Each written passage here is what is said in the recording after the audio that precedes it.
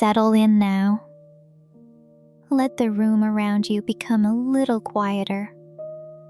Let your hands rest. Let your jaw soften. There is nothing you need to solve inside this story. Nothing to chase. Nothing to prepare. Only a slow path, a calm garden, and the pale silver light of the moon. Tonight you arrive at a small gate at the edge of a sleeping garden. The gate is made of dark wood, old but carefully kept, with a simple iron latch that feels cool beneath your hand. On either side of it, tall hedges rise in soft green walls, their leaves touched by moonlight and glistening faintly with evening dew. The world behind you is quiet now. The day has stepped back. The sounds that once felt close have become distant and gentle, like something heard from another room. You lift the latch. The gate opens inward without a sound. Beyond it is a narrow path of pale stone, curving slowly beneath branches and flowers. The path does not ask you to hurry. It does not run in a straight line. It wanders in the patient way of gardens, as if it knows that rest is easier to find when nothing is rushed. You step inside. The air is cool, but not cold.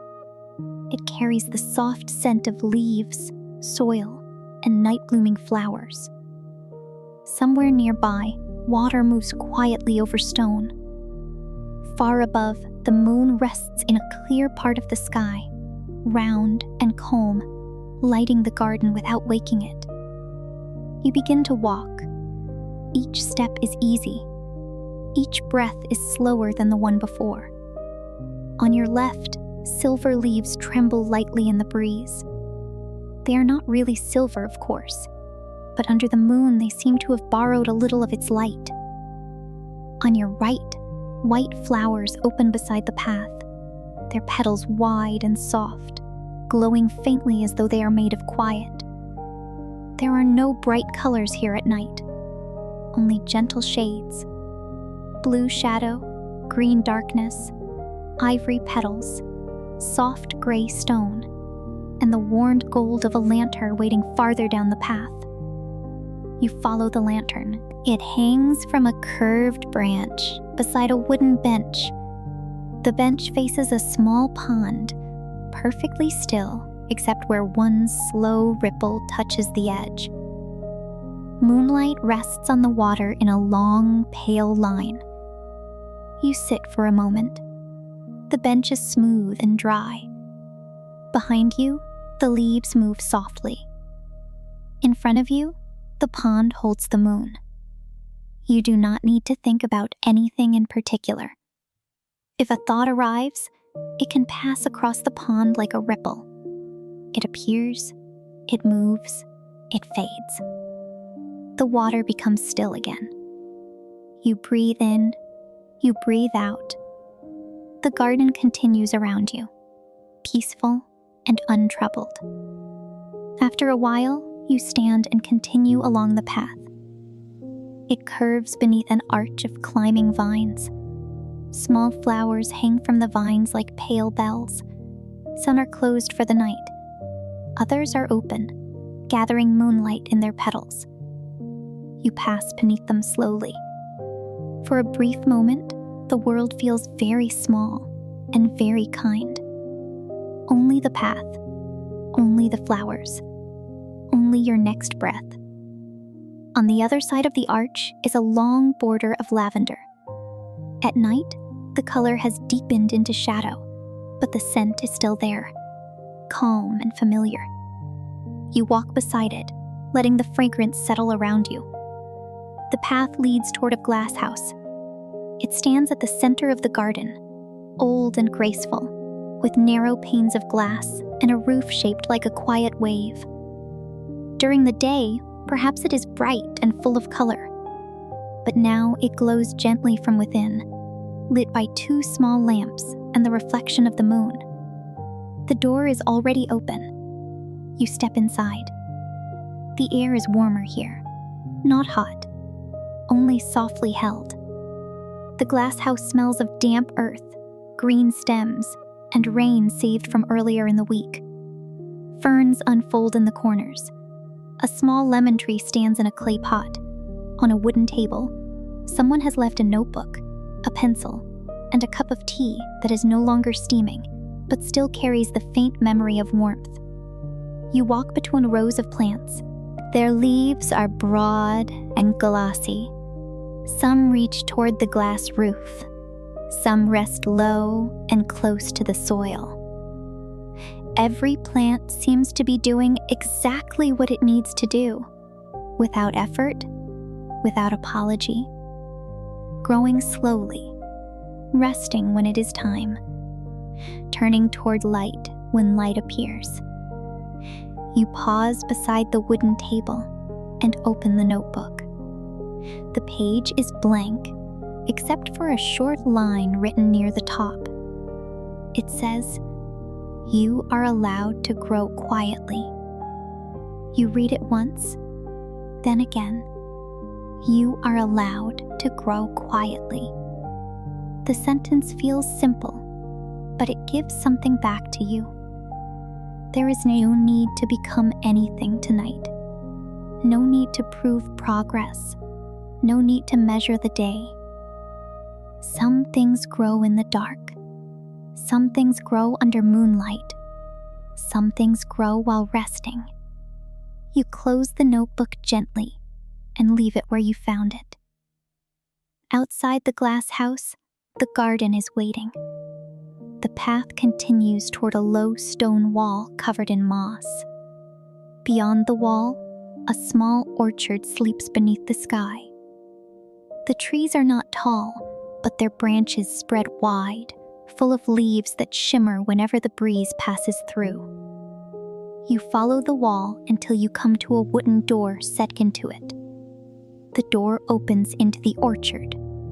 Here, the grass is soft underfoot.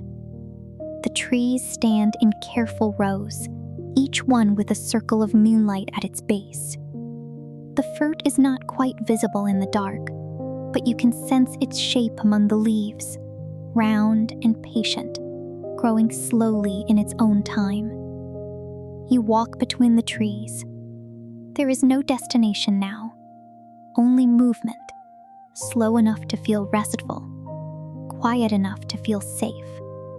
At the far end of the orchard, a narrow stream crosses the garden. A little wooden bridge arches over it. The stream is shallow, and the water moves over smooth stones with a sound so soft that it almost disappears into the night. You step onto the bridge. At the center, you stop and rest your hands on the rail. The water below moves steadily. It does not hold on to the leaves that fall into it. It carries them gently onward. You imagine placing the small weight of the day onto that stream. Not everything, only what you no longer need to carry tonight. One worry, one unfinished thought, one tight place in the chest, one small heaviness behind the eyes. The stream receives each one without question. It carries them under the bridge, past the stones, past the roots, away into the quiet parts of the garden. You breathe in, you breathe out. The night feels a little wider. The path on the other side of the bridge leads back toward the pond. You can see the lantern now, smaller than before, glowing through leaves. The moon has moved a little higher. The path on the other side of the bridge leads back toward the pond. You can see the lantern now, smaller than before, glowing through leaves. The moon has moved a little higher. The shadows have shifted, but the garden remains calm. When you reach the pond again, you notice something you did not see before. A small boat rests at the edge of the water. It is not meant for travel. The pond is too small for that. It is only a simple wooden boat tied with a soft rope, holding a folded blanket and a pillow. It drifts in place, barely moving. You step into it carefully. The boat rocks once, then settles. You lie back on the blanket and look up. Above you, the sky is open. Around you, the garden is still. The pond holds the moon. The trees hold the breeze. The flowers hold their quiet scent. And for a little while, the boat holds you. You do not need to follow the story closely anymore. You can let it become simple. A garden, a pond, a moon, a slow breath, silver leaves, soft flowers, warm lantern light, water moving gently under a bridge. The sentence from the notebook returns, but now it is softer. You are allowed to grow quietly. You are allowed to rest. You are allowed to let the night be easy. The boat drifts almost nowhere. The pond is calm. The moon is kind. For a while, you simply rest there, listening to the smallest sounds in the garden. The water touches the side of the boat. The leaves answer the breeze. Somewhere beyond the pond, a night flower opens a little wider, though no one is watching. The garden does not perform its beauty. It does not need an audience. It simply exists in the moonlight, slowly and completely. And you are allowed to exist here too, without effort. After some time, the boat drifts close enough to the edge that you can reach the small rope again. You sit up slowly, feeling the blanket slide from your shoulder, and step back onto the soft grass beside the pond. The lantern near the bench still glows. The path is waiting. This time, it leads in a direction you have not yet taken, toward a place where the garden becomes lower and wider, where the hedges give way to a meadow of paled grass under the sky. You follow it. The stones beneath your feet are cool and even. The garden seems to open one quiet room after another. First, a narrow passage between tall shrubs. Then, a small clearing with a stone birdbath holding only moonlight. Then, a row of herbs planted in square beds, each one marked by a simple wooden label. Mint, thyme, rosemary, sage, lavender. You pause beside the herb garden. The leaves are dark at night, but when you touch one gently between your fingers, it releases a clean, quiet scent. Not strong, not sharp, just enough to remind you that the world can be simple. A leaf, a breath, a little moonlight. You walk slowly between the beds, noticing the careful order of the garden. Nothing here is hurried, but nothing is forgotten. The paths are swept. The soil is dark and soft. The plants are trimmed just enough to help them grow, but not so much that they lose their wildness. You think of how rest can be like that. Not an escape, not a disappearance, a gentle tending, a way of making space for what is alive in you to become quiet and then strong again. At the end of the herb garden, a stone pavilion stands beneath a circle of tall trees. It has 4 simple pillars and a curved roof.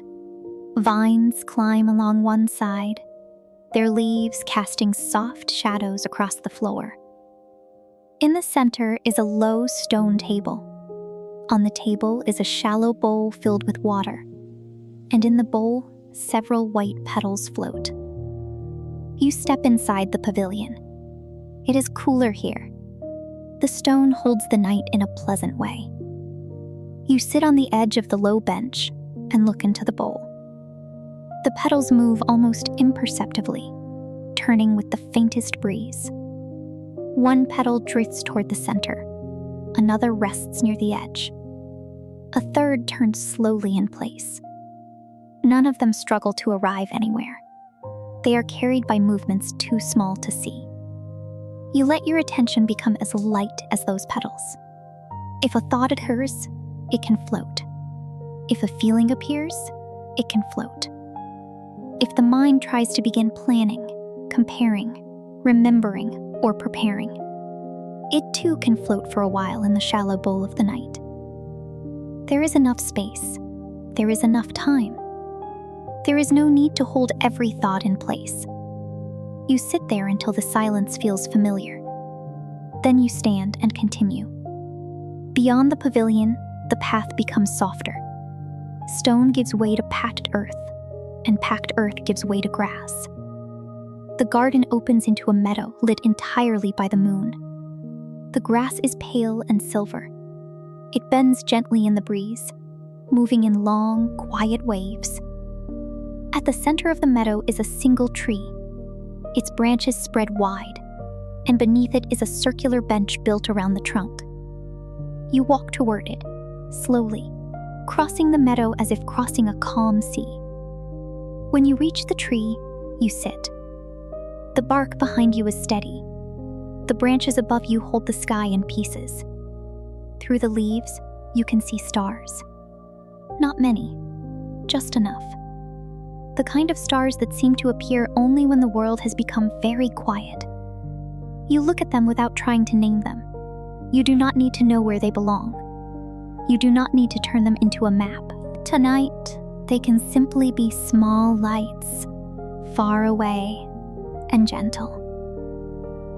You rest your hands in your lap. Your breathing slows again. The meadow moves softly around you. You imagine that every blade of grass is breathing too, not in the way people breathe, but in its own green, patient way.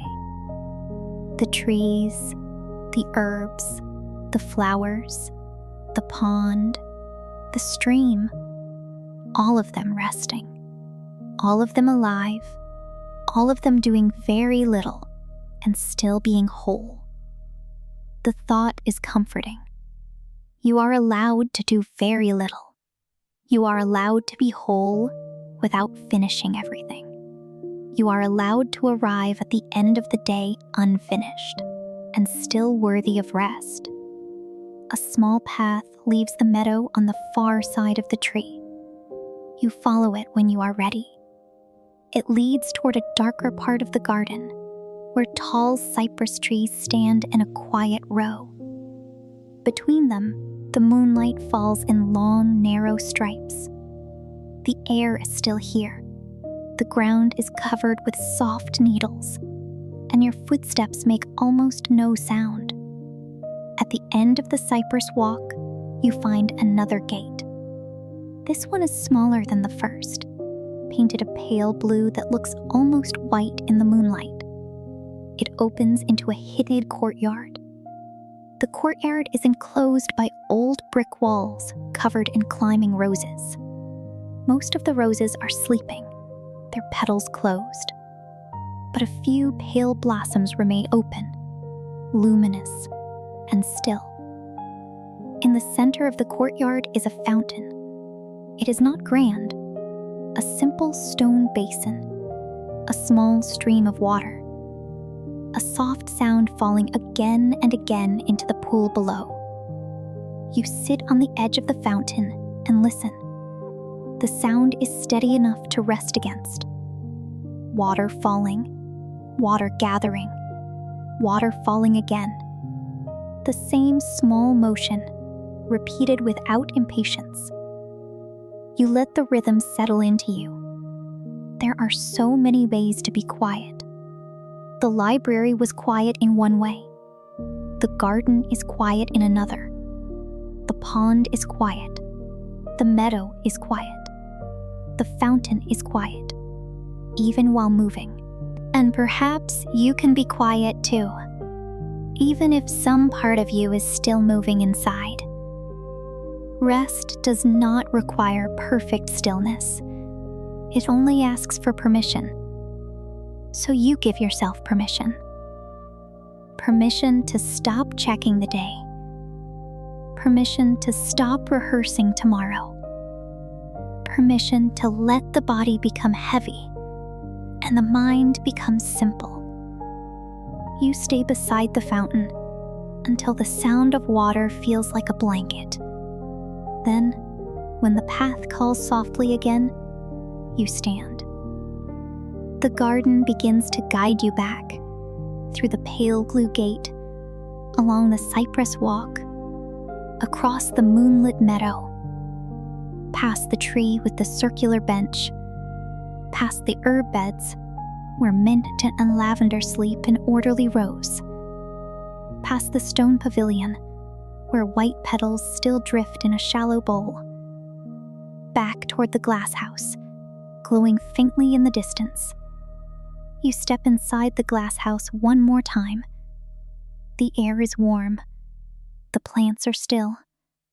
The notebook remains on the wooden table. You open it again, and this time, beneath the first sentence, another line has appeared. You are allowed to grow quietly, and you are allowed to rest while you do. You smile, just a little.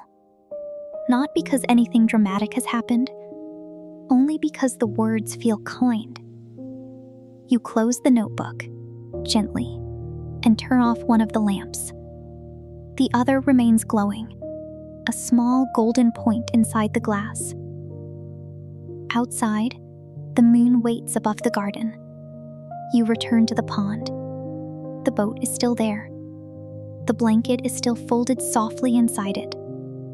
This time, when you step in, it feels familiar, as if it has been waiting not only for you to arrive, but for you to be ready to rest. You lie down again. The boat rocks once, then settles.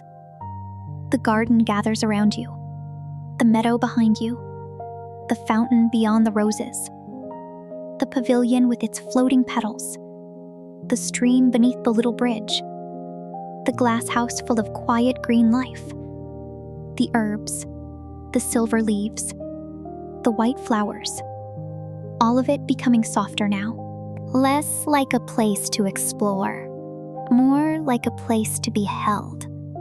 And the garden, with all its sleeping paths and patient flowers, keeps watch without asking anything from you. No hurry, no effort. Only moonlight, only breath, only the quiet garden around you. Good night.